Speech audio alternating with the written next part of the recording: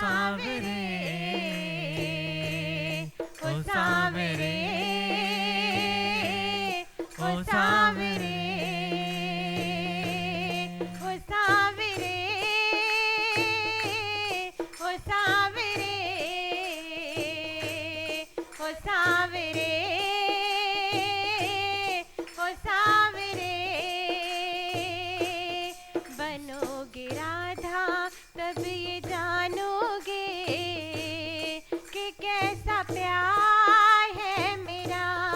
बनोगे राधा तब ये जानोगे कि कैसा प्यार है मेरा। ओ सावरे ओ सावरे ओ सावरे ओ सावरे ओ सावरे ओ सावरे ओ सावरे ओ सावरे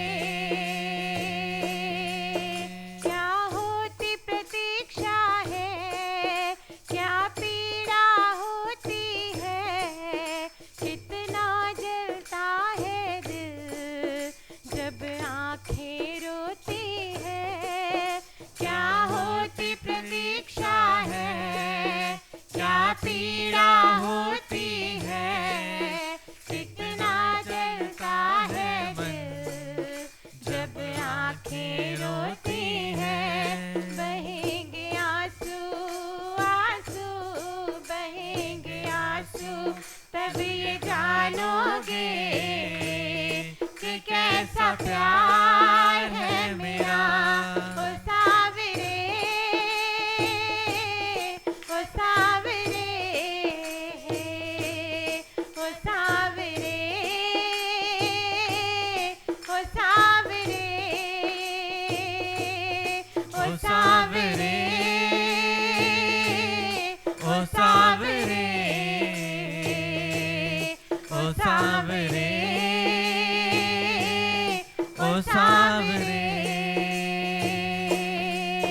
पनघट पे मधुबन में वो इंतजार करना, वो शाम तेरी खातिर यूं घुट घुट कर मरना। पनघट पे मधुबन में वो इंतजार करना, वो शाम तेरी खातिर यूं घुट घुट कर मरना।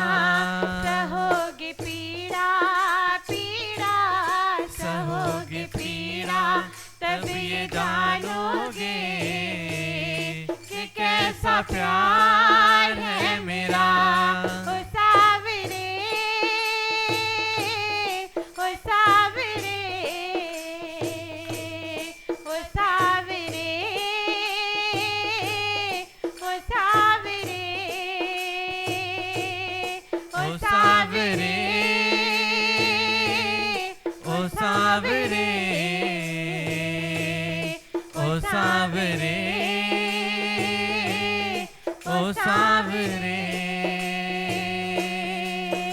जब कोई सुनेगा ना तेरे मन के दुखड़े, जब ताने सुन सुन कर होंगे दिल के टुकड़े।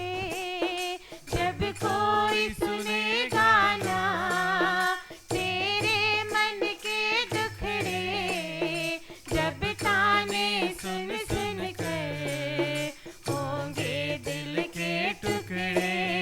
सुनोगे ताने ताने सुनोगे ताने तब ये जानोगे कि कैसा प्यार है मेरा। ओ सावरे ओ सावरे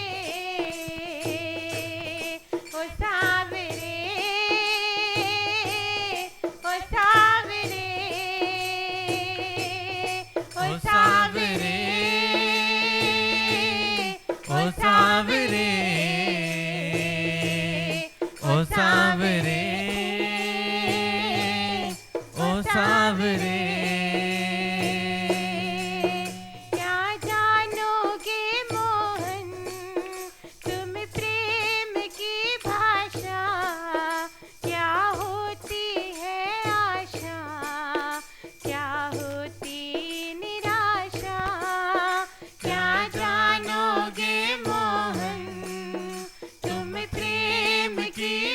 आशा, क्या होती है आशा, क्या होती निराशा।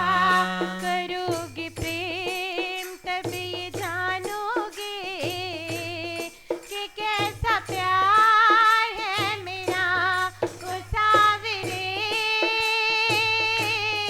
ओ सावरे, ओ सावरे, ओ सावरे, ओ सावरे, ओ सावरे, ओ सावरे, ओ सावरे। अब एक तमन्ना है, घर फिर से जन्म मिले, मैं शाम बनूं तेरा, तू राधा बन के जिए। अब एक तमन्ना है, घर फिर से जन्म मिले, मैं शाम बनूं तेरा, तू राधा बन के जिए। बनोगे राधा, राधा बनोगे राधा, तब ये जानोगे कि कैसा प्यार है मेरा। ओ सावरे, ओ सावरे, ओ सावरे, ओ सावरे, ओ सावरे, ओ सावरे, ओ सावरे, ओ सावरे। बनोगे राधा तब ये जानोगे कि कैसा प्यार है मेरा। ओ सावरे, ओ सावरे,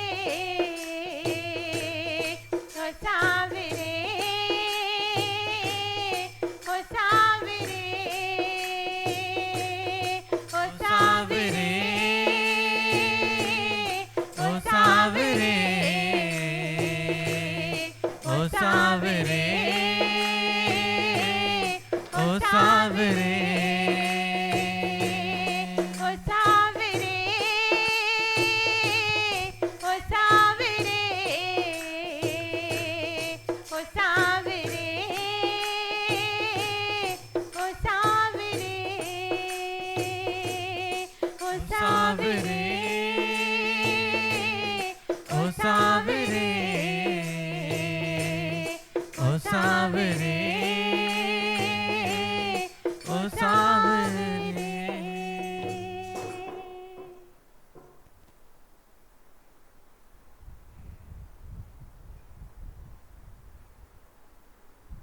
बहुत प्यारी एक बात अनुभव में आती है कि थोड़ा सा ही मुंह करो परमात्मा की तरफ, अपने भगवान की तरफ, अपने इष्ट की तरफ, कैसे वो रूबरू सामने प्रकट हो जाते हैं। ज़रा सी तार जोड़ो अंदर से, कितने पास खड़े मिलते हैं। ज़रा सी दर्शन की व्याकुलता हो, पास खड़े मिलते हैं। आँखों के सामने प्रत्यक्ष दर्शन, कभी सपने में मिलना, कितनी बड़ी आज ये कृपा महसूस होती है अपने भगवान की।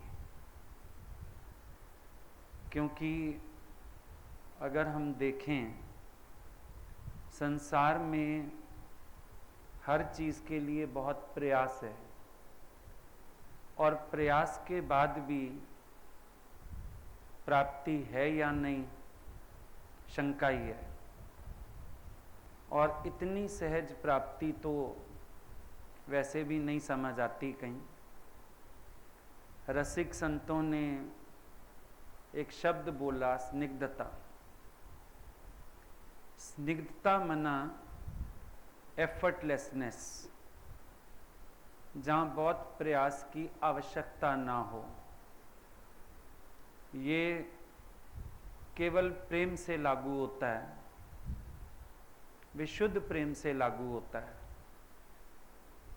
जहाँ बहुत प्रयास की आवश्यकता नहीं पड़ती है। भजन में लाइन आप लोग ही गाते हो, थोड़ा ध्यान लगा गुरुवर दौड़े दौड़े आएंगे। ये नहीं बोला बहुत सारा ध्यान लगा। कईयों ने भजन मोड़ तोड़ दिया, पूरा ध्यान लगा। पूरा ध्यान हम कहाँ लगा सकते हैं? थोड़ा भी लगा लें शुक्र होएगा। थोड़े को पूरा बनाने वाला वो है। जब हम थोड़ा सा ही ध्यान लगाते हैं, वो सन्मुख होके आकर्षित करके हमारा पूरा ध्यान स्वयं में खींच लेते हैं। ये कृपा से है, पुरुषार्थ से नहीं है। ज्ञान वैराग ये पुरुषार्थ मांगते हैं, तपस्या मांगते हैं। लेकिन ध्यान देना, प्यार कुछ भी नहीं मांगता। प्यार तो देना जानता है। इसीलिए जब सच्चा प्रियतम, सच्चा रहबर कृष्ण जैसा मिलता है जीवन में, तो ऐसे लगता है जैसे हम बिना डोर की पतंग होवे कोई और खिंचती जाए। ऐसे हमारा हृदय प्यारे की तरफ खिंचता जाता है। आप सबके पास भी एक अनुभव होगा, ईष्ट स्वयं चल के हमारे नजदीक आता है। अनुभव होगा जीवन में जरूर ऐसा।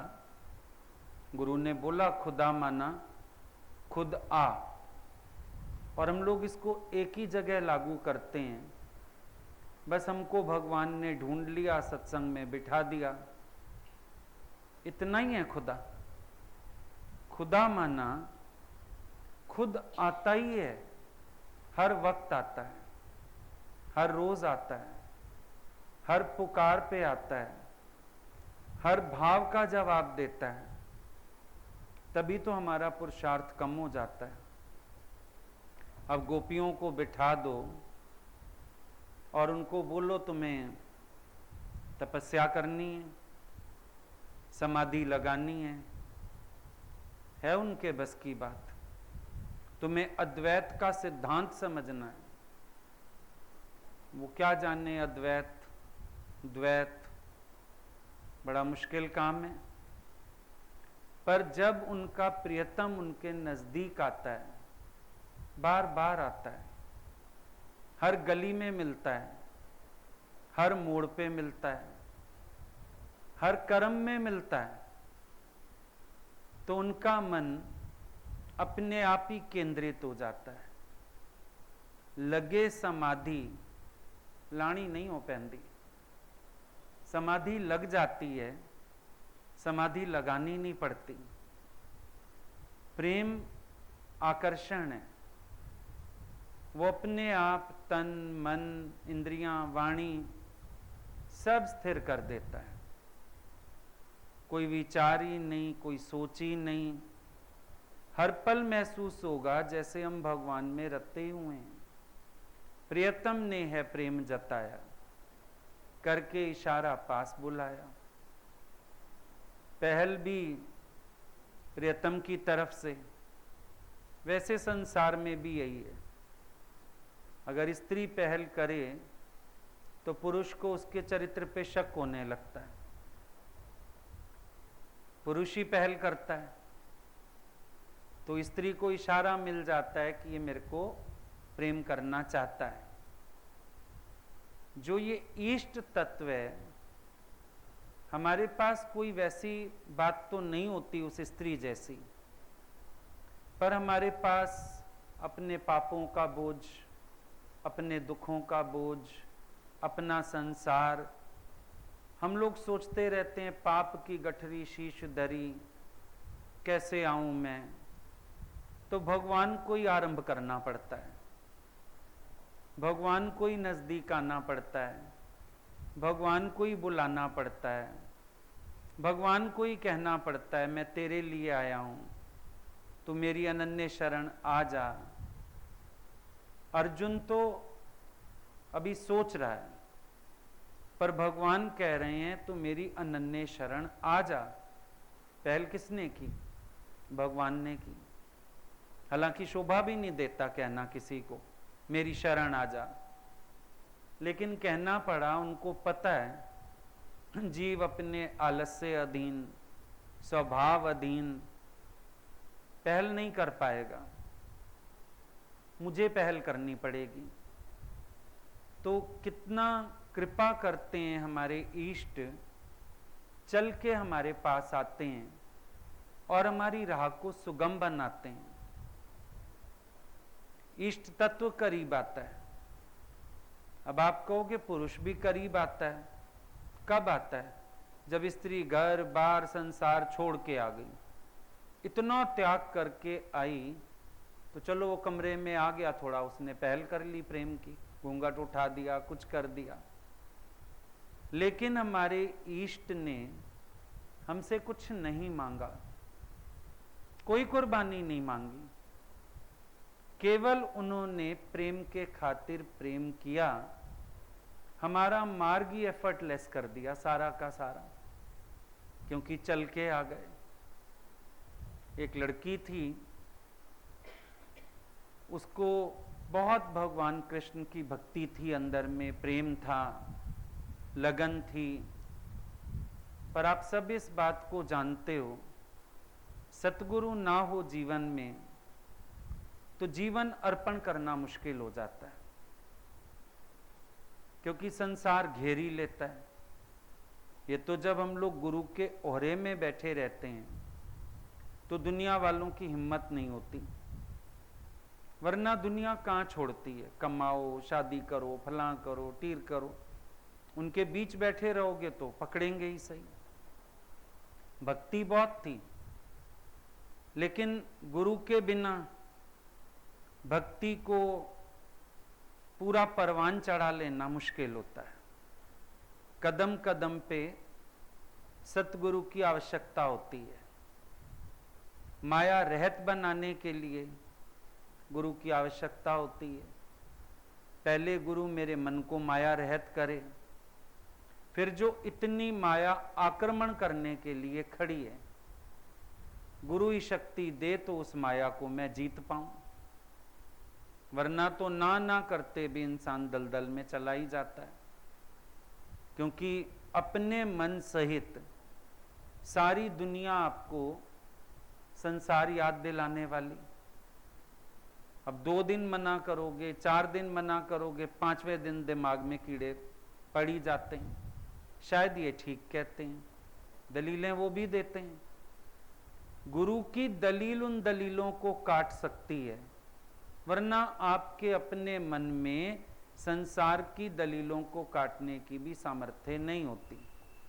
धीरे धीरे मन उनके रंग में रंगता जाता है, धीरे धीरे कालक चढ़ती जाती है, भगवान का सुआ रंग उतरता जाता है, ईश्वर से प्रेम घटता जाता है, माया के आकर्षण बढ़ते जाते हैं, लोभ लालच बढ़ता जाता है, भोग बुद्धि जागती जाती है। बड़ी सावधानी चाहिए। आजकल भी सब बैठे हैं, गरम सबको यही कह रहे हैं, अपनी स्थिति को बरकरार रखना, कोशिश करना बढ़े चढ़े, लेकिन घटने तो बिल्कुल मत देना। क्योंकि अनुकूल माहौल मिल गया, अब मन मर्जी मिल जाती है। चलो भाई आज रेस्टोरेंट चलें, खाना पीना खा के आएं, चलो भाई आज 4-4 6-6 घंटे सोए रहें, चलो भाई टीवी देखें, चलो भाई घर वालों के बीच इंटरफेयर करें। पहले तो निकल आते थे, पता ही नहीं क्या हो रहा, अब तो पूरा घुस घुस के पार्टिसिपेट करें। तो ऐसा ये कुसंग है संसार का कि अगर गुरु का ओहरा ना हो तो संसार का रंग चढ़ने लगता है। और गुरु के पास आके हम लोगों ने समझा कि इस जीवन को ईश्वर अर्पण किया जा सकता है।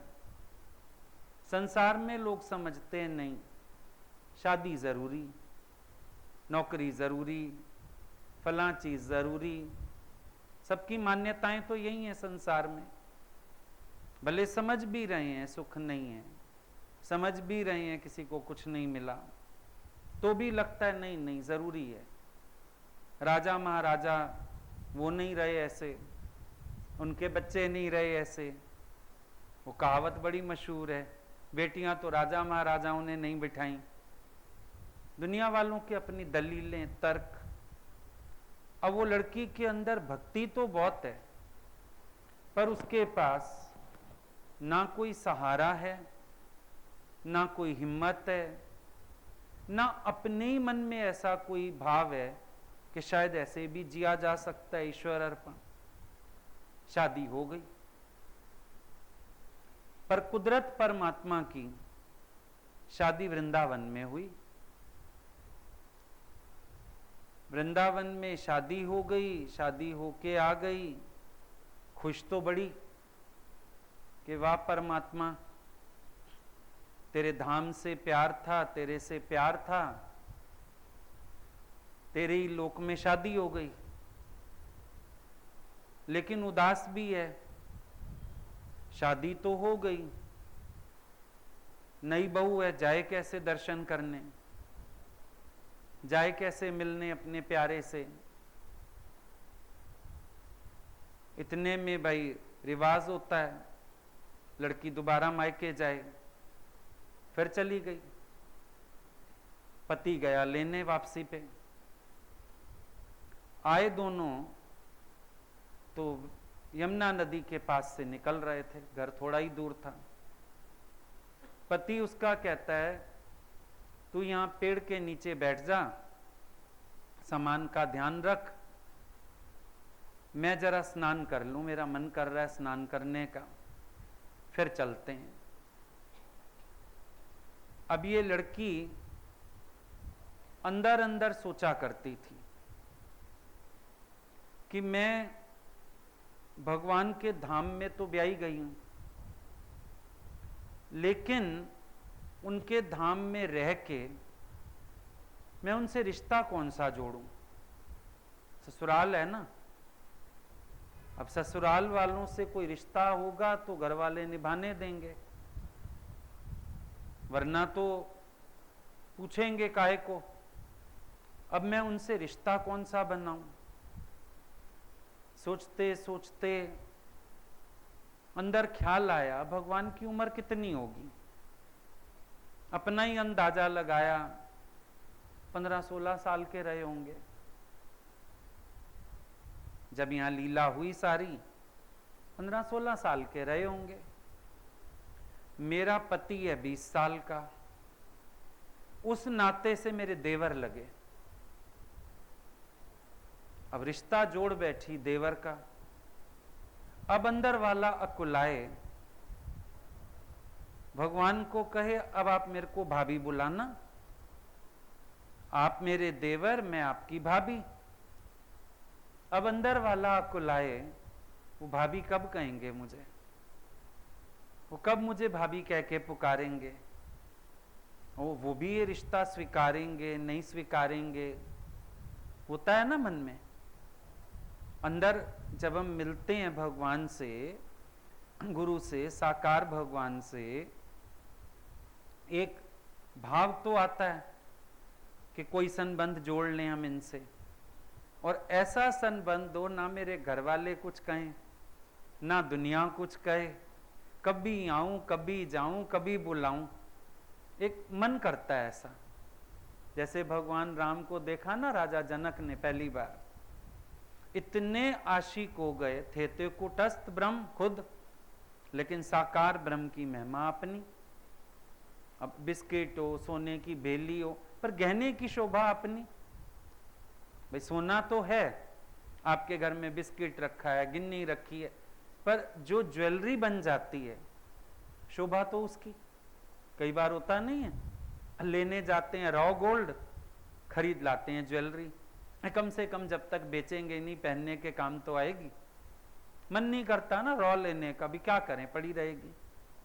पर ऐसी होवे जो सुंदर लगे, तो रॉ से ज्यादा अट्रैक्ट बनी हुई ज्वेलरी करती है। भगवान राम साकार ब्रह्म, भले राजा जनक को अंदर निराकार की अनुभूति है, पर जैसे ही साकार जनक जी ने देखे साकार ब्रह्म भगवान राम, चित्त बड़ा चंचल हो गया, डोलायमान हो गया, आकर्षण पैदा हो गया।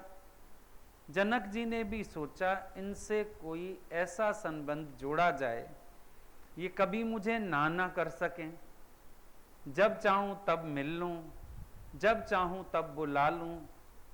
विचारते विचारते उन्होंने ऑफर दिया था कि क्या मैं इनसे अपनी बेटी की शादी करा दूं। तभी वशिष्ठ मुनि को ऑफर दिया था कि अगर ये मेरे दामाद हो गए, पूजा का अवसर तो बार बार मिलेगा, कुछ कहेंगे ही नहीं, जितनी मर्जी पूजा कर लूंगा, दामाद तो पूजे जाते हैं, मान सम्मान कर लूंगा। उसके बाद फिर भी औहदा तो मेरा बड़ा रहेगा, जब चाहूंगा बुलाया करूंगा, जब मन करेगा बेटी को मिलने के बहाने पहुंच जाया करूंगा और बार बार दर्शन किया करूंगा। तो ये भावना आती है मन में।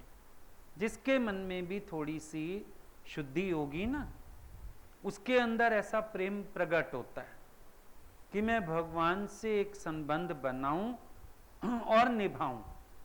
खाली बनाऊं नहीं, निभाऊं, निभाने का भी मन करता है।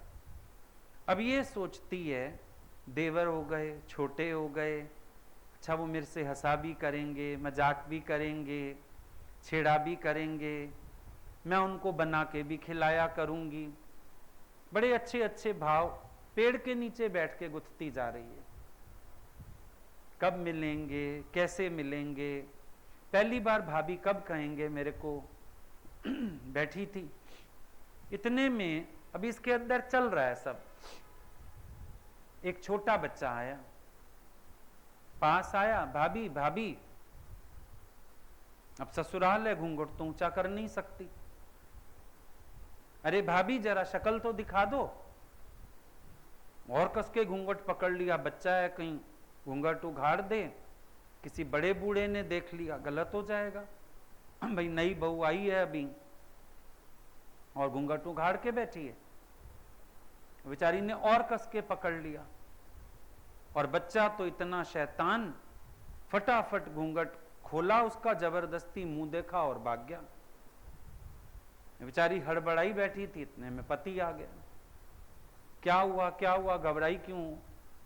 बोले पता नहीं, अभी एक लड़का आया था, ऐसे मेरा घूंघट खोल के शक्ल देख के भाग गया।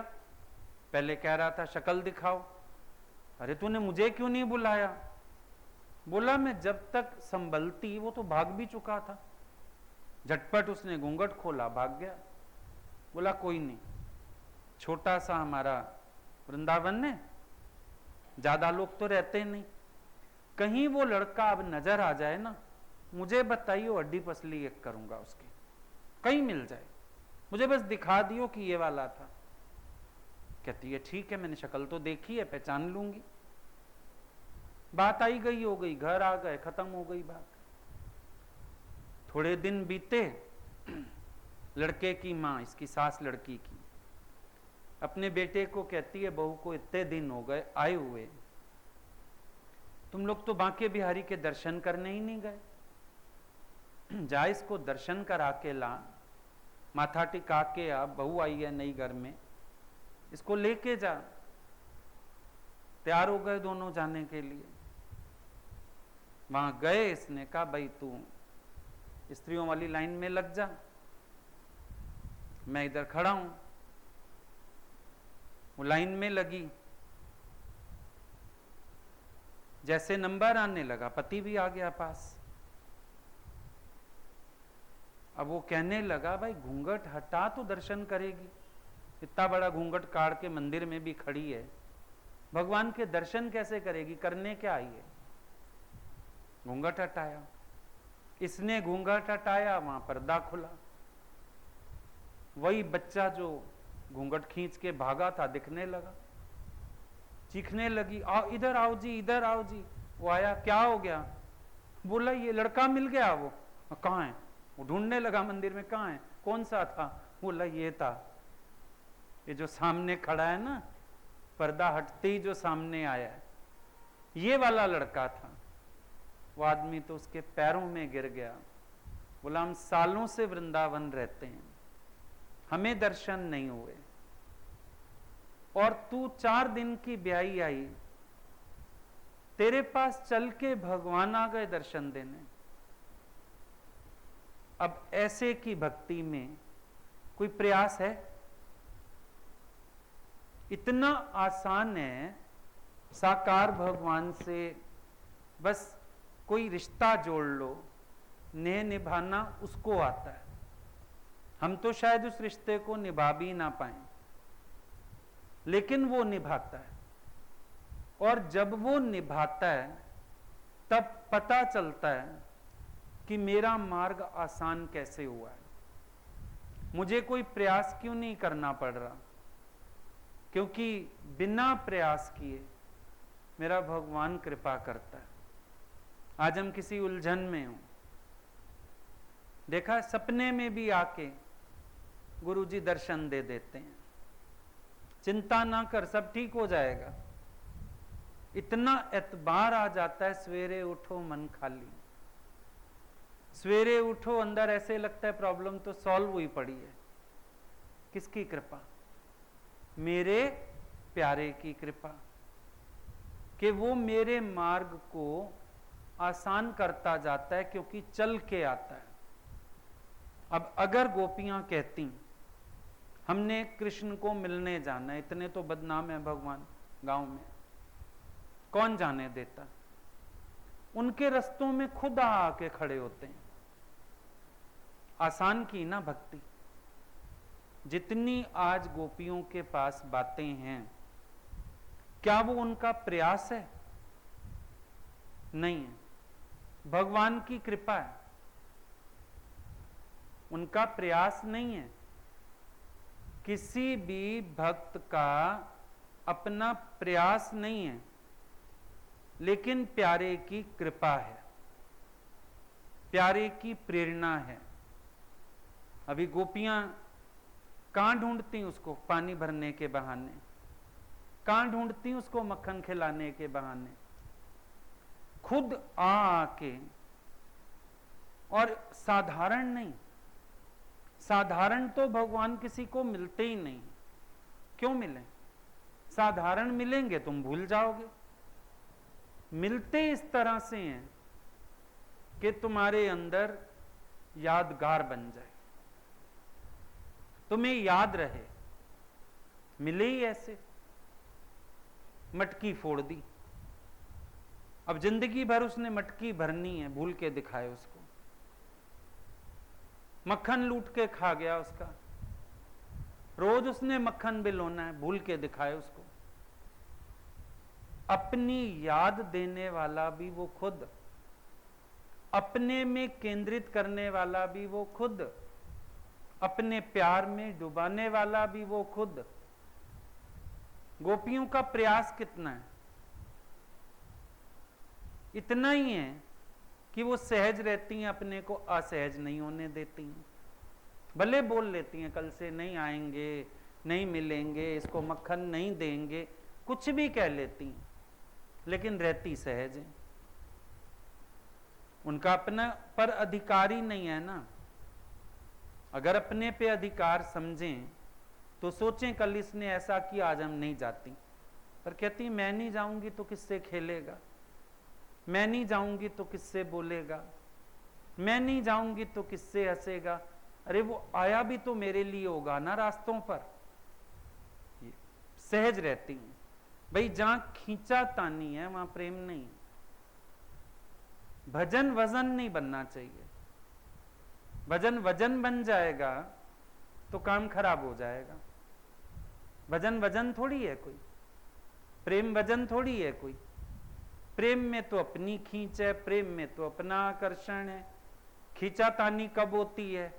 जब मन में एक ना हो।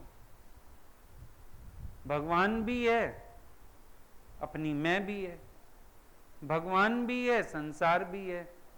अब जीवन में हो जाती खींचतान।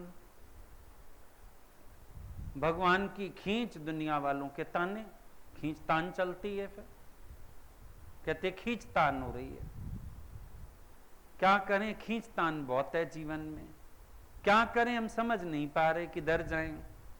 क्यों? भगवान के अलावा कुछ है अंदर, चाहे वो तुम्हारी मैं ही क्यों ना हो, चाहे वो तुम्हारा संसार ही क्यों ना हो, चाहे वो तुम्हारी सुख बुद्धि क्यों ना हो, चाहे वो भोग बुद्धि क्यों ना हो, भगवान के अलावा कुछ है। अब कुछ है तो डूब नहीं सकते हो, वरना भगवान के प्यार में देखो रोज रोज रोज रोज डूबना होता जाता है। भगवान ही ऐसी कृपा करते रहते हैं, और मेरे में डूब जा, और मेरे से मिलके एक हो जा, और मेरी यादों में चला जा, और समाधिस्थ हो जा। वही तो कृपा करते हैं, और कौन कर सकता है? हमारे तो बस की बात ही नहीं है। हम कितना प्रेम कर लेंगे, हम कितना अपना लेंगे। अपनाने वाले भी वही, जगाने वाले भी वही, देने वाले भी वही। अच्छा समझो, हम आज याद करते हैं बहुत सारी बातें गुरु जी की, हम याद करते हैं, आप लोगों को भी बताते हैं, लेकिन कृपा तो उनकी ना, उन्होंने दिया तभी तो यादें बनी। दिया ही ना होता, आज एक पति के साथ यादें बनी। कैसे? उसने दिया। मेरे को यहां घुमाने ले आए थे, मेरे को यहां घुमाने ले आए थे, मेरे को यहां से साड़ी दिलाई थी, मेरे को यहां से कंगन दिलाए थे। दिया ना। आज हम जितनी बातें करते हैं गुरु जी की, उन्होंने दिया, मौके बनाए, साथ ले चले। साथ ही ना ले जाते, कहां से आता ही बात हमारे पास? भाई हम सीढ़ी चढ़ रहे, उन्होंने कोई बात कह दी हमें, कही उन्होंने तो यादगार बनी ना मेरे लिए। वो कहते ही नहीं तो इसका मतलब इष्ट तत्व ऐसा है, वो चल के हमारे नजदीक आता है। और जब मेरा मन उनमें खुबने लगता है तो मेरे जीवन की खींचातानी खत्म हो जाती है। दुनिया अधिकार छोड़ देती है, क्योंकि अपने मन ने अधिकार छोड़ दिया। अपना मन जब तक फंसा रहता है, संसार फंसाए रहता है। भगवान तो तब भी दे रहा है, लेकिन बात वही है कि उनकी यादों में इतना हम डूब तो पाएं। सहज तो छोड़े अपने को, गोपियों ने सहज छोड़ा है कि जब हम प्यारे की हैं, अधिकारी प्यारे का है। मटकी भी उसने अपनी तोड़ी, माखन भी उसने अपना खराब किया, पल्लू भी उसने अपना ही छेड़ा। मैं कौन बीच में? क्षणिक मान दिखाती हैं, कल से नहीं आएंगी, कल से नहीं मिलेंगी, लेकिन मान रख ही नहीं सकती। मेरी मैं होए तो मेरा मान भी होए, मेरी मैं ही नहीं तो मेरा मान कैसा? जब ये तन भी उनकी अमानत है, तो मैं कौन? जाने वाला, नहीं जाने वाला, नजदीक जाने वाला, दूर जाने वाला, मैं कौन? उन्हीं की वस्तु, उन्हीं को अर्पण है। मेरे अंदर प्रेम के भाव भी वही उठा रहे हैं, मेरे अंदर जागृति भी वही दे रहे हैं। सब कुछ तो उन्हीं का। तो विचार करके देखना कि प्रयास बस इतना होवे कि सहजता बनी रहे। गोपियां सहज हैं, इतनी सहज हैं, इतनी सहज हैं कि उनके व्यवहार में भी भगवानी है। एक सखी ने बताया दूसरी को, बोली कल मैं दही बेचने जा रही थी, दही दूध लेके बेचने जा रही थी, और अंदर सोचती जा रही हूं कहीं मिलेगा, होगा कहीं खड़ा, ये दही खाएगा, मीठा मीठा, बहुत अच्छा है, ताजा है। अंदर उसकी हलचल चल रही थी। कह रही है सिर पे मटका लेके माधव के ध्यान में, और मैं पूरा बाजार घूम आई ये गाते हुए, मीठा मीठा माधव ले लो, ताजा ताजा माधव ले लो। पूरा बाजार घूम आई, गलियां घूम आई, माधव को बेचती फिर रही है। माधव बुरा नहीं मानते। गोपियों का प्रेम इतना सहज है, इतना सहज है कि व्यवहार में भी उनके भगवान हैं। उनको कोई खींचातानी नहीं है। ज्ञान में बड़ी खींचातानी है, वैराग में बड़ी खींचातानी है। ये कर, ये ना कर, ऐसे चल, वैसे ना चल, बड़ा शोर है ज्ञानियों का। उनके जीवन में शोर, उनकी तपस्या में शोर, उनके त्याग में शोर, शोर ही शोर। और प्रेमी के मन में केवल नंद किशोर। वहां शोर, यहां नंद किशोर। उसी की मौज, हर वक्त उसी का भाव। और ऐसे में दोष भी नहीं आता। भक्त भले गा सकते हैं, भक्त और लोग नहीं, भक्त गा सकते हैं कि बिक जाते हैं राम, है कोई मोल लगाने वाला। मीरा गा सकती है, मैंने लियो री गोविंद मोल। कोई कहे महंगा, कोई कहे सस्ता, लिया तराजू तोल। वे भगवान को तोलने वाली आ गई है मीरा। प्रेमी है अगली, सब अधिकार है उसके पास। भगवान भी नहीं रोक सकते मीरा को कि तू मुझे खरीद के लाई है। हाँ, अपना आप न्यौछावर करके खरीद के लाई है। हिम्मत है तो कर वापिस। आजकल औरतें बोल देती हैं पतियों को भी। एक ने बताई बात, बोला पति कहता है चली जा मायके वापिस।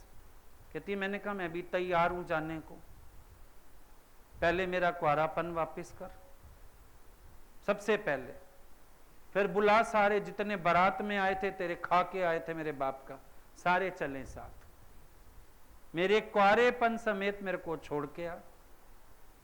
बैठ गया ना चुपचाप। चलो पैसा दे दे, सोना दे दे, कुआरापन कहां से लौटाएगा। तो भक्त भगवान को भी धमका सकता है, दे मेरा पहले वाला दिल वापस। कहां से देगा। अब तो मजबूरी भगवान की भी हो गई। सूरदास ने कह दिया, टेढ़ी टांग वाला अड़ गया मेरे दिल में जाके। टांग टेढ़ी फंस गई नसों में, निकल के दिखाया। अब क्या होगा। सामने सामने चैलेंज कर दिया, बाँ छुड़ा के जा तो निबल जान के मोए, हृदय से जाओ सबल मानूंगा तो है। जा दिल से निकल के दिखा। ये भक्तों का दावा हो सकता है। क्यों? जितना इष्ट नजदीक आता है और जितना मैं फिर उसको पकड़ लूं। इष्ट तो आता है करीब, मेरी पकड़ कितनी मजबूत है। और पकड़ने के लिए पकड़ना नहीं पड़ता, पकड़ने के लिए छोड़ना पड़ता है। अपने आप को छोड़ना पड़ता है, अपनी मैं को छोड़ना पड़ता है। वो इसी से पकड़ में आता है। पकड़ने के लिए ऐसे नहीं पकड़ा जाता, ऐसे तो पकड़ में आएगा भी नहीं। पर जो मैं अपना आप गवाता हूं वो मेरी पकड़ में आता है। और इतना अपना आपा गवा दिया, अब भगवान भी चाहे मेरा आपा लौटा सकता है क्या? आएगा ही नहीं। अब तो वही है, तू ही तू, तू ही तू, और तो कुछ है नहीं। इसीलिए भक्त का पथ बड़ा सहज है। अब शादी होके आई स्त्री, उसका घर गृहस्थ बड़ा सहज है। कमाएगा पति, मेहनत करेगा पति, उसने तो पति का ध्यान रखना और दो फुल्का खा के आनंद करना। भक्त क्या कहता है? मैं खुद भगवान के राज में मौज करता हूं। एफर्ट तो तब करना पड़े। अब एफर्ट कब तक है?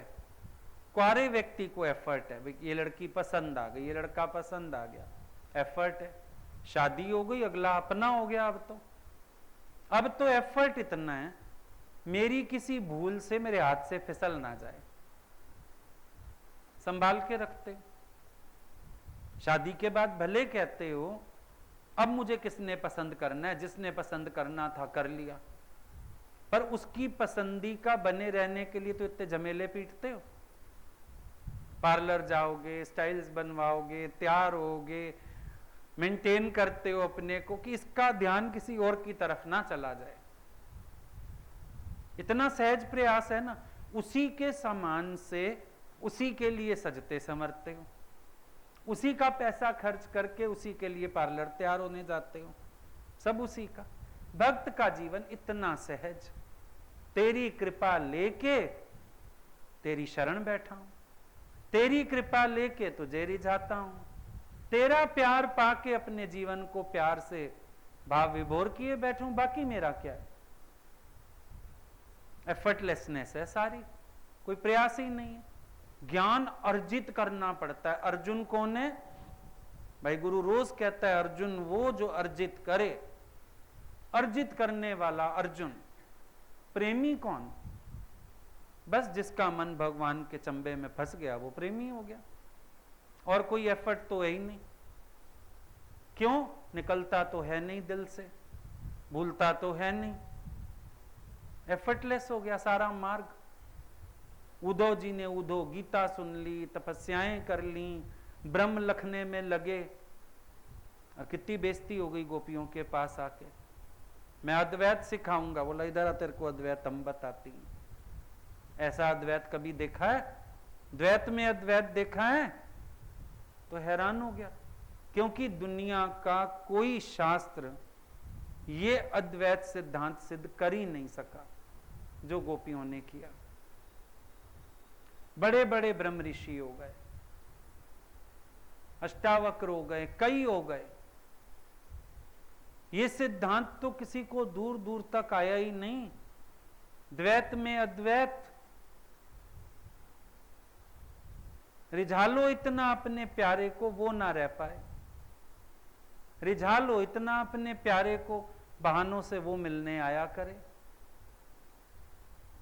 ऐसे ही लगे पड़े हैं सब, मिलना है, पाना है, जाना है, मेहनत करनी है। लोग वृंदावन जाके वो 84 कोस कर करके आते, क्या क्या मेहनत चल रही है। ये मन एक प्रेम में आ गया होता, मेहनत खत्म।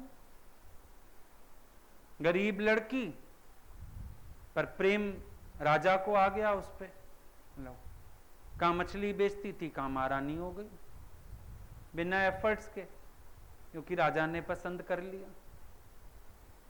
इतना शुद्धि वो अंदर, बस प्यारा पसंद कर ले, काम तो बना पड़ा है, हमने करना ही क्या है। एक रास्ता ही तो आनंद है। ये गोपियों की स्थिति है। एक गोपी तो घर में मेहमान आ गए, ससुर ने बोला मोहन भोग बनाओ, बनाने लगी। अब मोहन भोग बन रहा है और भगवान याद ना आए। अरे वो भी खाए, उसको तो बहुत अच्छा लगेगा, मीठा उसको बड़ा पसंद आता है, बड़ा रसदार बनाऊंगी, नरम नरम बनाऊंगी, सोचती जा रही है। और इतनी ख्यालों में खोई, चीनी की जगह नमक डाल खड़ी मोहन भोग में। परोस भी आई, अंदर आके देखा रसोई में डिब्बा तो नमक का है, घबरा गई। आज तो ससुर डंडे मारेगा ही मारेगा, मेहमानों के सामने ये हाल। और आवाजें आने लगी बाहर से, बहू बाहर आओ, बाहर आओ। भागी बाहर, पता था डांट पड़नी। बेटा बहुत अच्छा मोहन भोग बनाया, आज तक नहीं खाया ऐसा। सारे मेहमान भी तारीफ करें, ससुर भी तारीफ करे। समझ गई ये लाज रखने वाला वही है। अपने नाम की मिठास घोल गया, आके नमक उड़ा गया बीच में से। ऐसी सहज हैं गोपियां। ज्ञानी कहेगा सब कर्तव्यों से खाली होके समाधि लगाओ। गोपियों को पता ही नहीं चलता कहां ध्यान में आ जाता है। नहाते हुए ध्यान में आ जाता है, खाते हुए आ जाता है, बनाते हुए आ जाता है, बेलन चूल्हे में डलवा जाता है, पता नहीं क्या क्या करता है। सहजता, स्निग्धता। प्रेम माना सहज, खींचातानी प्रेम नहीं है। अगर तुम्हारे मन में द्वंद्व चलता हो, समझ लेना भगवान से प्रेम नहीं। खींचातानी चलती हो, फिर मन को लगाना पड़ता है भगवान में, प्रेम में लाना पड़ता है भगवान के, तू तो प्रेमी नहीं, कैंसल। प्रेमी नहीं है तुम। प्रेमी तू कब है? जब तुझे भी ना पता हो वो कब याद आ जाए, कहां याद आ जाए। कभी रुला जाए, कभी गुदगुदा जाए, कभी हंसा जाए, दुनिया पागल कहे। मजा तो तब है, वो समय थोड़ी देखता है। इधर एक माता जी थे, बड़े पराकाष्ठा को प्राप्त। हमने बात सुनी, थोड़ी अटपटी भी लगी, पर सुनी। बोले हम वॉशरूम जाते हैं, नहाने जाते हैं, अंदर ना बाथरूम से आवाज, हट हट, तन शर्म नहीं आती, हट। तो सबने कहा माता जी क्या करते हो? बोला क्या करूं, उसको वहां भी आ जाता है। तो मैं कहती हूं हट, मेरे को नहाने दे, हट। ऐसे कोई वॉशरूम जाए आते हैं क्या? पर वो वहां भी आ जाता है। क्या अवस्था रही होगी, कभी विचार करके देखो। सुनने में अटपटी लग सकती है बात, पर अवस्था का विचार करो। इतना तो तन्मय होगा मन प्यारे में कि प्यारा कहीं भी दिखता है। कहती थी मैं नहाने बैठती हूँ, अपनी टांगों में छाती फंसा के बैठी रहती हूँ कितनी कितनी देर, हट जा यहां से तो मेरे को नहाने दे। कैसे नहाऊं तेरे सामने? इतना तो अंदर भाव होगा ना, चिंतन होगा ना। ऐसी बात कोई कर भी नहीं सकता। लेकिन पूछा कईयों ने कि बाथरूम से आप ऐसी आवाजें देते हो हट हट की। बोला मैं क्या करूं, उसको शर्म ही नहीं आती, आ जाता है। हटे तो मैं कुछ करूं। ऐसा होता है प्रेम। प्रेमी का ध्यान नहीं करना पड़ता, प्रेमी तो ध्यान में रहते हैं, प्रियतम हमेशा ध्यान में रहते हैं, और कहीं भी उनका ध्यान कुछ भी कर जाता है। बैठे बैठे हंस दोगे, बैठे बैठे रो दोगे, बैठे बैठे अंदर गुदगुदी हो जाएगी, कुछ ऐसा याद आ जाता है। इसको कहते हैं स्निग्धता। रसिकों ने कहा प्रेम कैसा है? प्रेम कोई प्रयास की वस्तु नहीं है, प्रयास से पाया जाए। प्रेम हो गया, प्रयास तो वहीं खत्म हो गए सारे। अब तो प्रेम प्रयास करता रहता है, और आपको जान छुड़ानी मुश्किल हो जाती है कि ये प्रेम तो मेरे पीछे ही पड़ गया। और जब ये प्रेम पीछे पड़ जाता है, फिर क्या होता है? हर वक्त बनी रहती है सरसता। ज्ञानी होते हैं शुष्क, रूट। कई लोगों को देखना, ज्ञान भी सुन के ना शुष्क हो जाते हैं बहुत। बोलने में भी रूखापन, वर्तने में भी रूखापन, हर चीज में रूखापन है। मैं ज्ञानी, मुसीबत ही हो गई। पर प्रेमी की स्थिति क्या है? प्रेमी रहते हैं सरस, रस में डूबे हुए। जैसे रसगुल्ला देखते हो, क्या होता है?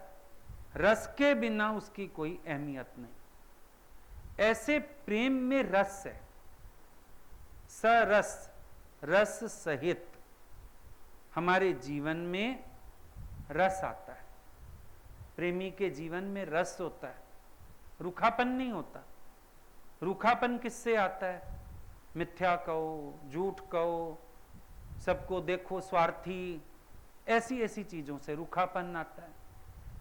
पर जब भगवान ही भगवान अंग संग हो जाता है ना, रूखापन नहीं होता, सरसता।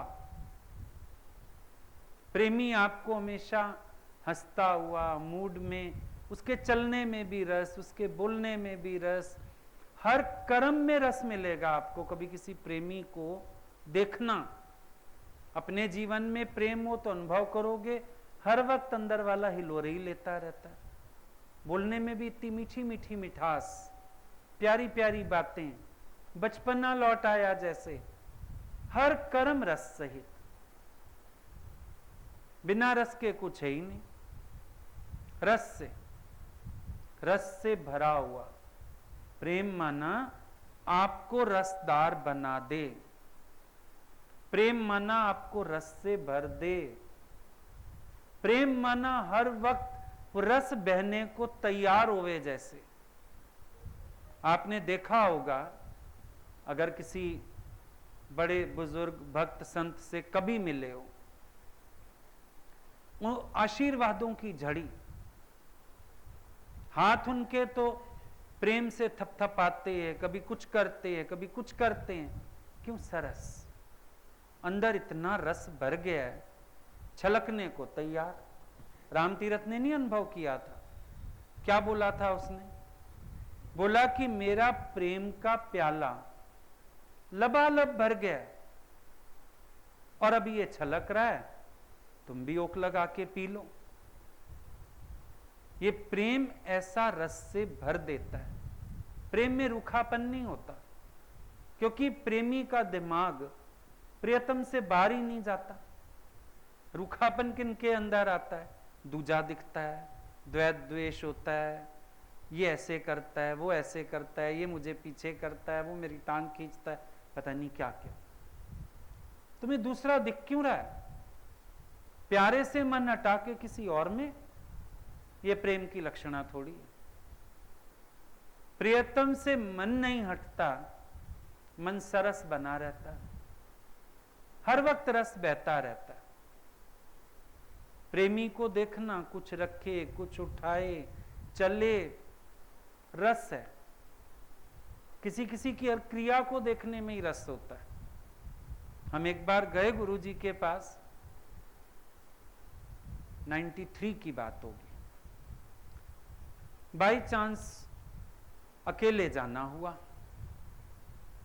भगवान ने पहले तो हैरानी से पूछा, बिल्कुल अकेले? कोई है नहीं क्या आने वाला? उनका है, हर बार ग्रुप होता है, और आप भी कहते हो अटैचियां साथ ले आते हो, तो सोचा इस बार अकेले चलते हैं। हंसने लगे, बोले अच्छा आ जाओ, दिक्कत नहीं होगी। दिक्कत क्यों होनी है? कोई मुश्किल वाली बात ही नहीं। जाना हुआ, चांस की बात, बाहर से ज्यादा लोगों का आवाजाही भी नहीं थी, और तब बाय चांस कोई नहीं था। भगवान कहने लगे तू अकेला ही है आज, किसी के घर क्या चलें, अपने ही घर बैठते हैं, आज यहीं रह जा सारा दिन हमारे पास। ठीक है। दोपहर को खाना वाना खाया, बोले मैं मम्मी के पास सो जाती हूं, तो मेरे कमरे में सो जा।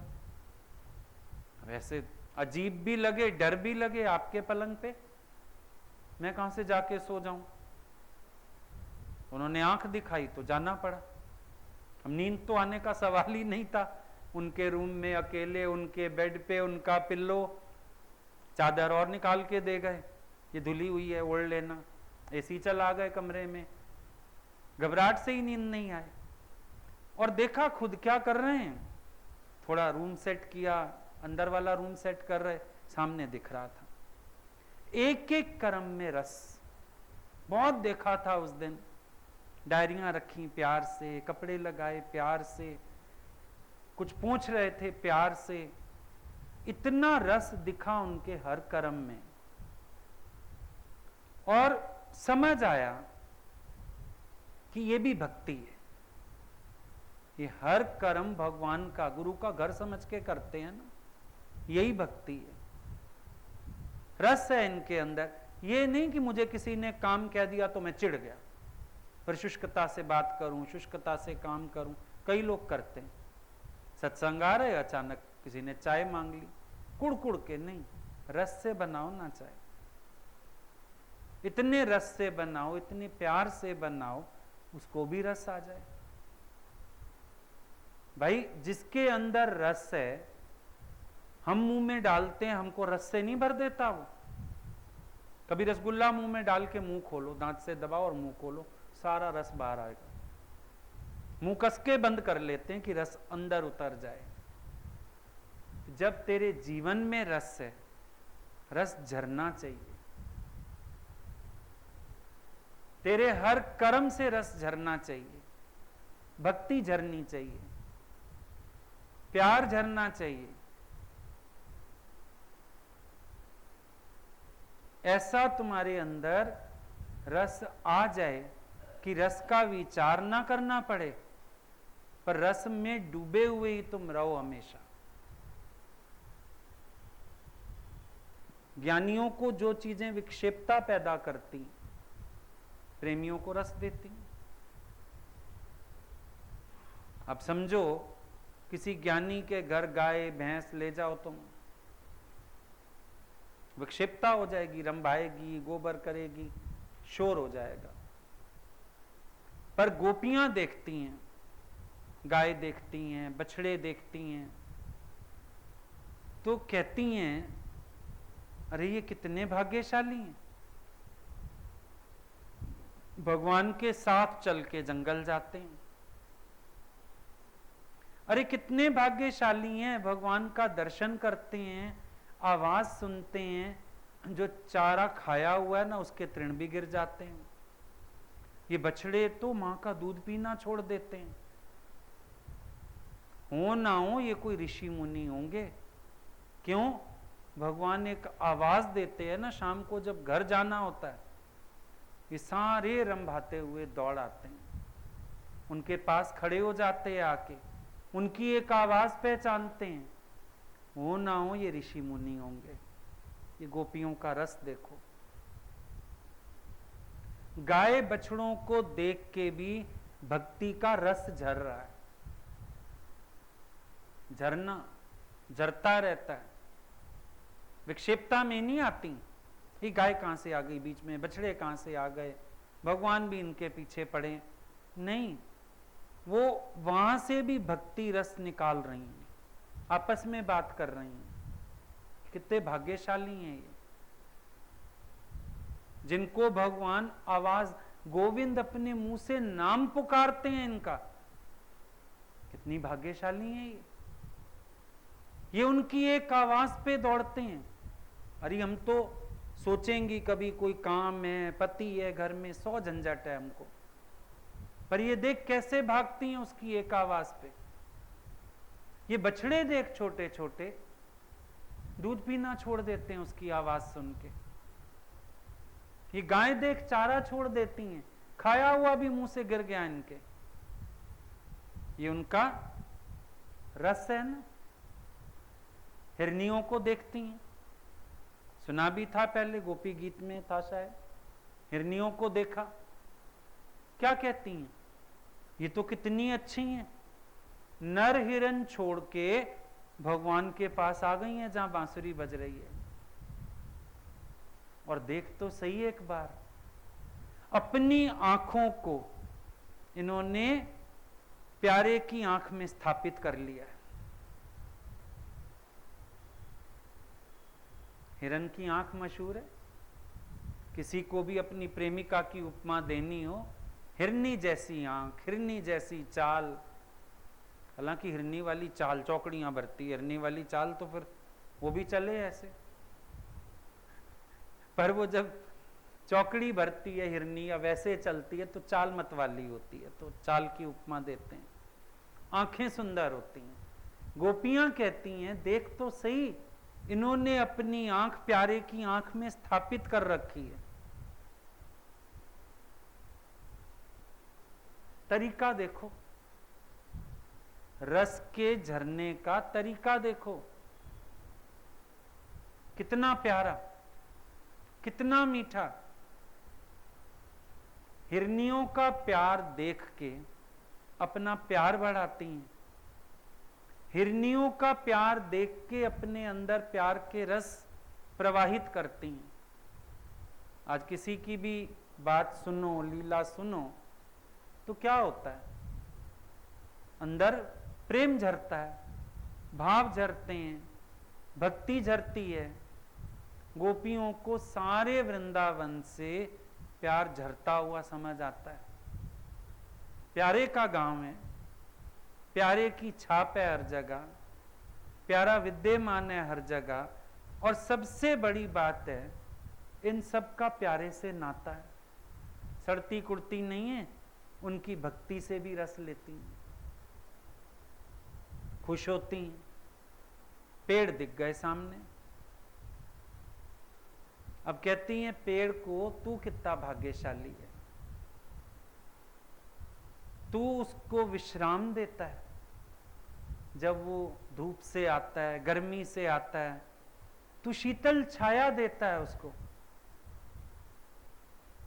बिन मौसम के फल भी देता होगा। अब पेड़ दे रहा है या नहीं, ये गोपियों की कल्पना देखो। कहती हैं तू तो छाया देता है, उसको बिठाता है, उसको विश्राम देता है, और बिन मौसम के भी फल दे देता होगा। तेरा मौसम नहीं है फल का, पर जब वो आ बैठता होगा ना, तो फल जरूर खिलाता होगा उसको। खुश होती हैं, ये पेड़ मेरे प्यारे की सेवा में लगे हुए हैं, उन्हीं के लिए, उन्हीं को विश्राम दे पा रहे हैं, उनको भोग लगा पा रहे हैं, उनकी भूख मिटा पा रहे हैं। आप इन चीजों को अगर विचार करो, आपको उनकी सरसता समझ में आएगी। भक्त का मन, प्रेमी का मन हर वक्त सरस कैसे है? क्योंकि प्यारे की हर गतिविधि पे नजर है। ये तुम्हारे सीसीटीवी कैमरे फेल हैं प्रेमियों के आगे। जो प्रेमी की आंख निगरानी करती है ना अपने प्रीतम की, जो प्रेमी की आंख पकड़ पाती है, कैच कर पाती है, कोई कैमरा नहीं पकड़ पाता। यही कारण है उसके हर समय रस में डूबे रहने का। प्यारा कहां गया, कहां आया, कैसे उठा, कैसे बैठा, उसको हर चीज बारीक से बारीक चीज पता होगी। आज ना आंख 2 बार झपकी, आज ना ऐसे ही किया, आज ना चप्पल पहनने लगे, अटक गई, मुझे गुस्सा आया चप्पल पे। चप्पल सुन सकती है हमारी, पर इतना हर वक्त प्यारे पे ध्यान बटा रहता है, बना रहता है। प्यारे के अलावा कुछ है ही नहीं। एक सखी कहने लगी, भाई मैं तो ना श्याम सुंदर के विरह अग्नि में जल जल के खुद ही श्याम रूप हो गई, काली हो गई। सारा दिन तो मेरा शरीर सुलगता है, ठंडक कहीं से मिलती नहीं, आंसू आते रहते हैं, बहुत परेशान होती हैं। ऐसे ही लगता है अब तो मेरा तन ही काला पड़ गया उसके लिए, परेशान हो के। दूसरी सखी कहती है तन ही नहीं, तेरा मन भी श्याम रूप हो गया है। गलत कह रही है खाली तन, हमारा तन भी श्याम रूप, हमारा मन भी श्याम रूप। ये है सरसता। वो रुखाई ला दे कि हम सुलग रहे हैं, हम तड़प रहे हैं, हम दुखी हैं, हम ऐसे हैं, लेकिन वो कहती है तन नहीं, मन भी तो श्याम रूप हो गया है, तो ये भी तो सोच। कहती है विधाता ने ये विरह क्यों बनाया, किस विधाता ने बनाया? एक दिन मिल जाए कहीं, उससे सवाल जरूर करना चाहती हूं, विरह क्यों बनाया, काय के लिए बनाया विरह? दूसरी कहती है विरह छोड़, उससे तो ये पूछेंगे मधुर मिलन क्यों बनाया। मिलन ही ना बनाता, विरह ही ना होता। विधाता को सृष्टि चलानी तो आती नहीं, खाम खा बना दिया, विरह बना दिया, मधुर मिलन बनाया। ये बड़ी गलती है। मधुर मिलन होता ही ना संसार में, विरह किसी को फील ही ना होता। तो मिले ही ना होते गुरु से, तो आजकल उदास भी ना होते, है ना परेशानी। कहती है विधाता ने मधुर मिलन क्यों बनाया? वो कहती है छोड़, तीसरी, उससे तो ये पूछेंगे इस विरह में मधुरता डालने की क्या जरूरत थी फिर? चलो फिर भी हमारे हाथ में नहीं हाथ आ रहा, नहीं मिल रहा, छोड़ो परे उसको। हम क्यों सह रही हैं विरह का दुख, क्यों सड़ रही हैं, क्यों सुलग रही हैं? नहीं सुलगते हम। दुनिया में भी होता है, कोई नहीं मिल रहा, ना मिल, एक लड़का नखरे मारे, चाहे मैं दूसरी जगह कराती हूँ शादी, बाढ़ में जाए, है ना। पर बोला ये इसके विरह में मधुरता क्यों डाली है? ये भी तो हमारे लिए प्रॉब्लम खड़ी कर दी ना, कि हमसे वो विरह भी नहीं छोड़ा जाता, हमको वो भी मधुर लगता है, वो भी प्यारा लगता है। विधाता मिले कहीं, सवाल तो हम लोगों ने ये करना है उससे कि तूने ये किया तो किया क्या। एक ने पूछना है विरह क्यों बनाया, दूसरी कहती है मिलन क्यों बनाया, तीसरी कहती है नहीं, उससे ये पूछेंगे विरह में मधुरता क्यों डाली, इस तड़पने में आनंद काय डाल दिया, इस विरह वेदना में सुख काय महसूस करवा दिया। अब वो सुख भी नहीं छोड़ा जाता, परेशान भी हैं हम उसके लिए, दुखी भी हैं, पर हम उसको छोड़ना भी नहीं चाहती हैं, हम उससे दूर भी नहीं होना चाहती हैं, गाली भी देती हैं, जा हमको तेरे से नहीं मिलना, पर इंतजार भी हम ही करती हैं आए, गुस्सा करती हैं, उसको मटकियां तोड़ता है, पर लेके भी हम ही जाती हैं मटकियां, जान जान के ढूंढती जाती हैं, देख नहीं रहा, आया नहीं, हम ही करती हैं। तो इस मधुरता भी तो डाल दी ना बीच में, इसकी हर बात में मधुरता डालने की क्या जरूरत थी। इसके प्यार में भी मधुरता, इसके वियोग में भी मधुरता, इसकी शरारतों में भी मधुरता, इसके नुकसान करने में भी मधुरता, हर चीज में तो मधुरता है इसके। मैं तो ये पूछूंगी ये मधुरता क्यों डाली तूने इसकी हर चीज में, जो हम इससे मन ही नहीं हटा पा रहे हैं। अब बातें करते करते फिर खो गई, कहां खो गई, घूमते फिरते प्रेम विरह में मतवाली पहुंच गई बागों में, वृक्ष को देखा, उसको कहती हैं तूने कहीं देखा है कन्हैया को, हमारा दिल लेके और भाग गया है, छुपा यहीं तुम्हारे झुरमुट में है कहीं ना कहीं, देखो तुम हमको बता दो, एक तो हम उससे मिल लें, दूसरा दिल वापस ले लें। ऐसे थोड़ी करना चाहिए। वृक्ष को कहती है तुम समझो, हमारे दिल को समझो, हमारे प्यार को समझो, तुम तो विचार करो कम से कम, कोई चोरी करके और किसी के घर में छुप जाए तो अगला चोर को शरण नहीं देगा ना, या बता देगा सबको चोर यहां हमारे घर आया बैठा है। कहती है वो हमारा दिल चुरा के तुम्हारे झुरमुटों में आया, तुम हमको बता दो एक बार कहां है। हम उसको पकड़ना चाहती हैं, अपना दिल वापस लेना चाहती हैं, अच्छा नहीं लेंगी वापस, दर्शन करना चाहती हैं, मिलना चाहती हैं, बस कहती हैं इसको पेड़ को भी तो प्यार होगा उससे, फिर ये सोचेगा अगर मैंने दिल वापस ले लिया कहीं कन्हैया तो नहीं परेशान हो जाएगा। कहती अच्छा हमसे गलती हो गई, हम नहीं लेंगी, दिल नहीं वापस लेंगी, बस हम उससे मिलना चाहती हैं, बता दे कहां छिपा बैठा है, कहां है। 4 कदम आगे बढ़ी, तुलसा जी का पौधा दिख गया, तुलसी का बाग था।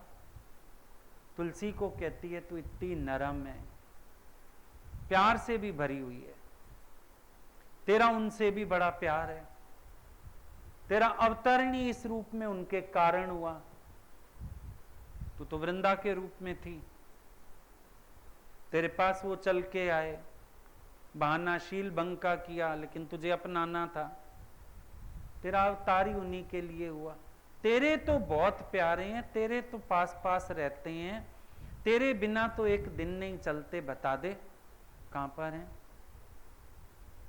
तू तो सहेली है ना हमारी जात की है, तू भी फीमेल है, स्त्री है तू भी, और तू तो दर्द अच्छे से समझती है, स्त्री का दर्द जानती है, स्त्री का दिल भी कोमल होता है, नरम होता है, तू नरम भी बहुत है, और तेरा उनसे प्यार भी बहुत है, लगाव भी बहुत है।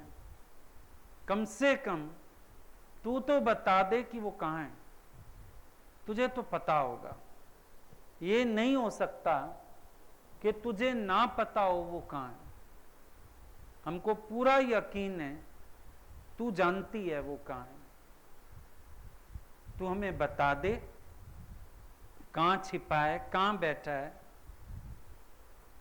आगे बढ़ी, तुलसी से रिस्पांस नहीं मिला, चिढ़ गई। आगे गई, अनार का पेड़ था। सोचा अनार तोड़ के खाती हैं, बहुत हो गया। अनार तोड़ लिया। अब अनार तोड़ा तो तुमने देखा अनार में ऐसा होता है जैसे तुम्हारा जबड़ा हो, दांत दिखते हैं।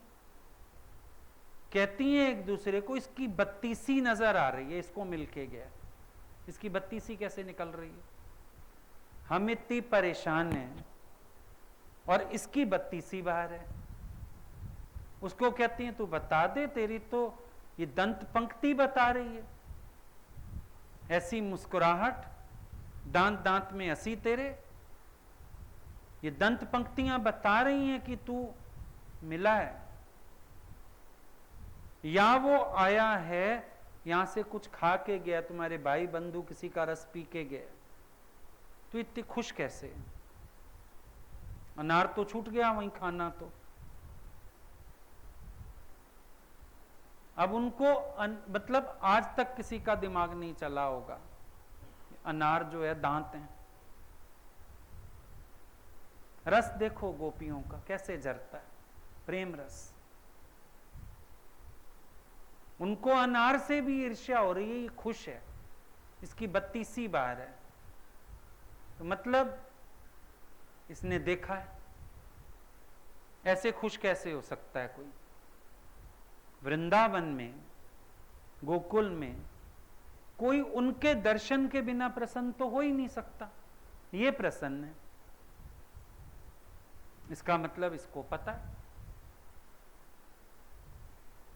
इसका मतलब ये जानता है भगवान कहां जा के छिपे हैं। अब अनार क्या बोलता, छोड़ गई उसको, खाया भी नहीं तो हंस ले बैठ के हम जा रही हैं। आगे गई, अशोक वृक्ष मिल गया। उसको कहती हैं नाम धरवा लिया अशोक। हमारा शोक दूर कर, अपने नाम को सार्थक कर। भगवान के धाम में रह के नाम और काम और, अपना नाम सार्थक कर। हमें बता दे वो कहां है, कहां बैठा है, तब तेरा नाम सार्थक है। काहे का अशोक है तू? किसी का शोक तो दूर कर नहीं रहा। कोई परेशान हो रहा है, कोई शोकाकुल हो रहा है, तो अपना अशोक नाम डरा के ऐसे लंबा खड़ा है फालतू में। उससे बातचीत करती रही, उससे मनाती रही, धमकाती रही, झगड़ती रही, जो कर सकती थी अशोक के पेड़ के साथ किया। पहले तो प्यार से मनाया, तारीफ की उसके नाम की भी, फिर समझाया सार्थक कर, फिर धमकाया तुझे अशोक नहीं रहने देंगी। जो बन सकता था सारा कर बैठी उससे। आगे मिल गया चंदन। उसको कहती हैं देख, तेरे बिना तो एक दिन नहीं रहता। तेरे लेप तो लगाता है, कभी माथे पे, कभी और अंगों पे, चंदन मलमल के नहाता है, चंदन के टीके लगाता है, चंदन के पेड़ की वो जो फूल होते हैं उनकी माला पहनता है। तेरे बिना तो बिल्कुल नहीं रहता। तुझे तो पक्का पता होगा कहां है। जरा सा उसका चंदन झड़ने लगता है, फिर लगाने आ जाता है। जरा सा उसको मिट्टी लगती है, फिर चंदन लगा लगा के नहाता रहता है। तुझे तो पता होगा, तो काफी अंतरंग है उसके। तुझे जरूर पता होगा कहां गया। नहीं बनी बात वहां से भी, कौन बोले? जिस रस में ये डूबी हुई हैं, जड़ प्रकृति को भी चेतन समझ के बोलती जा रही हैं कि इनको लगता है सब प्रीतम दिया सखियां ने। वैर विरोध नहीं है किसी से, उनको ये भाव है ये सब उनके सेवा में है, सब उनकी सखियां, सब उनके गोप, सब उनको प्यार करने वाले, वो इन सबको चाहने वाले। लेकिन जड़ प्रकृति विचारी क्या कहती, और आती भी जवाब तो अंदर से ही आने थे, चल दी वहां से भी। आगे मालती और वो जूही फूल लगे हुए थे, उनके पीछे पड़ी। तुम इतनी खुशबू बिखेर रही हो, खुशबू तो उसी की है, मतलब तुम्हारे पास आया था, तुम्हें मिलके गया है, तुम बता दो, हम तुम्हारा बहुत मान करेंगी, तुम्हें उसके मंदिर तक पहुंचाएंगी, अच्छा तुम्हें अपनी चोटी में गूंथ लेंगी, एक बार बता दो वो कहां है। खुशबू तो ये प्यारे की है, एक बार बताओ। नजर पड़ गई नीचे धरती पे, धरती को कहती हैं पृथ्वी माता तुम तो बताओ कहां है। तेरे उद्धार के लिए तो अवतार लिया है उसने, तेरे भार हल्के करने तो आया है, तेरे वक्ष स्थल पर जो इतने पाप हो रहे हैं जीवों को उनसे छुड़ाने तो आया है। तू तो मां है ना, तू हमें तड़पता हुआ कैसे देख सकती है, तू ही बता दे वो कहां है, तू तो जवाब दे। बड़ी देर तक धरती की मिन्नतें की, फिर लताएं दिख गईं, पेड़ों पे लताएं चढ़ी होती हैं, कहती हैं तुम जैसे पेड़ों को आलिंगन करके खड़ी हो, तुम्हें प्यार का अनुभव है, इसका मतलब तुम्हारा प्रीतम है पेड़, तुमने उनका कस के आलिंगन किया हुआ है, तो तुम तो जानती हो ना प्यार के विषय में, और तुम इतनी रोमांचित हो रही हो पेड़ों के प्रेम में नहीं, प्यारे को देख के कल्पना में तो तुम उससे ही लिपटी जा रही हो। हमें भी बता दो कहां है, हम भी प्यार की खुशबू ले लें उसकी। ऐसे बांवरी हुई, निकल गई, और आगे चलो और आगे चलो, लेकिन खुश हैं, सबसे बातें कर रही हैं, जड़ चेतन सबसे डूबी हुई हैं रस में प्रेम के। 4 कदम चली होंगी, अचानक धरती पे नजर पड़ गई,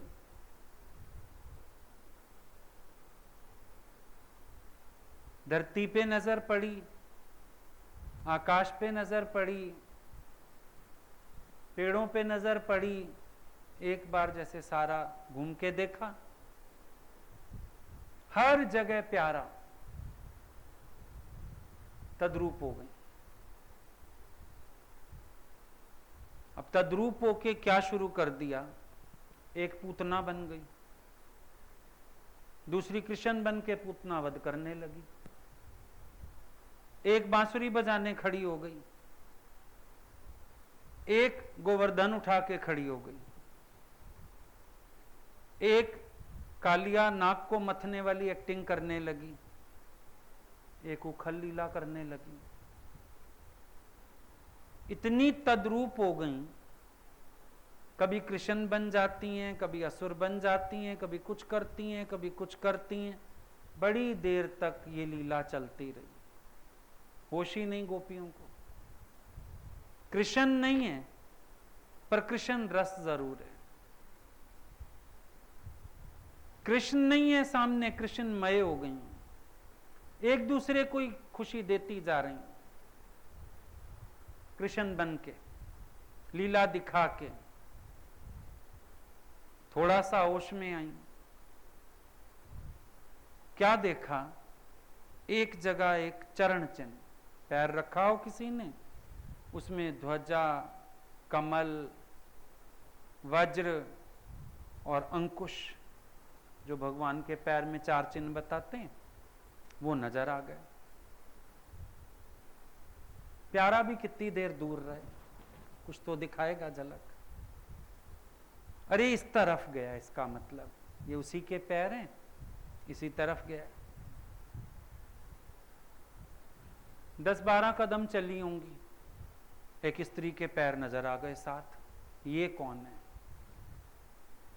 नई टेंशन, ये स्त्री कौन है? किसी देवी ने तपस्या करके रिझा लिया होगा इनको। ऐसी कौन होगी जो इनके साथ चल चल के चली जा रही है, पैरों के निशान साथ हैं और इधर एकांत की तरफ गए हैं? कौन होगा? बड़ी देर दिमाग चलाने के बाद याद आया, ये हमारी आचारिका राधा, वही होगी। राधा के साथ गए हैं इधर। फिर 10 कदम नहीं चली, पैर सिंगल हो गया भगवान का, स्त्री गायब हो गई। अब कहती हैं वो जाएगी तो कहीं नहीं, इन्होंने उसको कंधे पे उठा लिया, चढ़ बैठी है इनके कंधे पे। चल नहीं रही होगी, मान दिखा रही होगी। दूसरी कहती देख देख, कोई भारी चीज उठाई हो ना, जैसे पैर भी ऐसे धसा हुआ है बालू में, कोई भारी चीज उठाई है इन्होंने। तो राधा को ही उठाया इसका मतलब। और आगे चले, अब एक जगह फूल बिखरे हुए थे, इन्होंने उसका श्रृंगार किया है, उसकी चोटी में फूल लगाए हैं। पेड़ के पास से एक उठा लाई, कहती है देखो देखो जड़ाऊ शीशा भी है। ये राधा ने शक्ल भी देखी है अपनी उसमें, उसको ही लेके गए। फिर व्याकुल होने लगी। एक कहती है दूसरी को, सखी तेरा दर्द मैं कैसे समझूं, कैसे समझूं इस दर्द को? कहती है कुछ नहीं, सांवरे से इश्क करके हार जा, मेरा दर्द समझ आ जाएगा। सांवरे से इश्क कर, और इश्क में जीतने की नहीं, हारने की कोशिश कर। सांवरे से इश्क करके हार जा, तुझे समझ आ जाएगा मेरा दर्द क्या है। तभी भजन चला ना, कि कैसे जानोगे मेरा प्यार? जब तुम राधा बनोगे, जब तुम गोपी बनोगे। मतलब भगवान को भी अगर इस प्यार का, दर्द का एहसास करना है, वो भी अपने में, इश्क में अपने को हारे। उसके सिवाय भगवान भी प्रेम, प्रेम की पीड़ा और उस पीड़ा में छिपा हुआ आनंद नहीं समझ पाएंगे। अब आप गोपियों की सरसता देखो कि भगवान नहीं है सामने, पर भगवान का रस हर जगह से पी सकती हैं, निचोड़ सकती हैं, पा सकती हैं, प्राप्त कर सकती हैं। तो प्रेमी जीवन ऐसा होता है, भगवान ही भगवान, इसीलिए रस ही रस। भगवान कौन है? रस घन है, आनंद घन है। उनका ध्यान आते ही रस विभोर ना हो, ऐसे कैसे हो सकता है? लेकिन हृदय का वो प्रेम चाहिए। तो प्रेम क्या बनाता है? प्रेम प्रेमी को सरस बनाता है। प्रियतम तो सरस है ही, प्रेमी भी सरस हो जाता है। उसके जीवन में कोई रूखापन नहीं, शुष्कता नहीं, इससे नहीं बोलूंगा, इससे नहीं बात करूंगा, ये जगत है, ये भगवान है। प्रेमी का रस कहता है भगवान ही भगवान है, हर जगह भगवान का रस डाल देता है, सरसता। तो प्रेम के गुण हैं स्निग्धता और सरसता। ठीक।